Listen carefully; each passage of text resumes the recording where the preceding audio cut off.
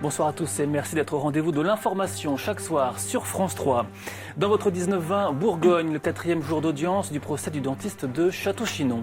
Et le rythme s'accélère, les plaidoiries et le réquisitoire sont attendus demain. Le délibéré, lui, sera finalement rendu en mois de mai. Les retraités étaient appelés à manifester. Ils étaient plus de 200 dans les rues de Dijon ce matin. Ils réclament un revenu minimum décent. Les pensions n'ont augmenté que de 0,1% en 3 ans. Des tensions sociales au PMU, ça n'était pas arrivé depuis 21 ans en cause des fermetures d'agences et des suppressions de postes. Nous ferons le point en Bourgogne. Le PMU compte bien miser sur le bon cheval, en l'occurrence Internet. Les paris hippiques dans les bars sont en perte de vitesse. L'entreprise prévoit donc la disparition de 6 agences et 2 directions en région. À Dijon, 11 postes seront supprimés. Explication, Tiffaine Pfeiffer et Cécile Claveau.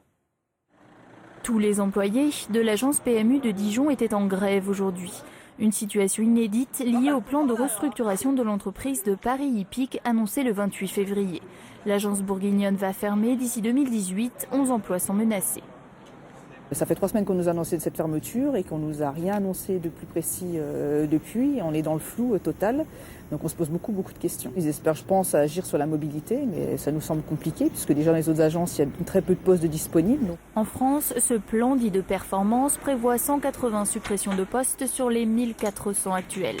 La direction le justifie par une baisse des paris hippiques réalisés sur les bornes des bars et bureaux de tabac, une activité qui représente 85% du chiffre d'affaires. Le chiffre d'affaires, par exemple, qu'on a fait en 2015 par rapport à 2014 était à la baisse aux alentours de moins 3%.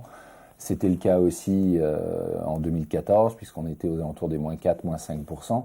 Donc on a un ralentissement, en tout cas, de notre activité, même si le chiffre d'affaires reste conséquent, puisqu'on est aux alentours des 7 milliards. L'entreprise est donc loin d'être en difficulté, mais elle veut développer les paris sportifs en ligne et y concurrencer la Française des Jeux.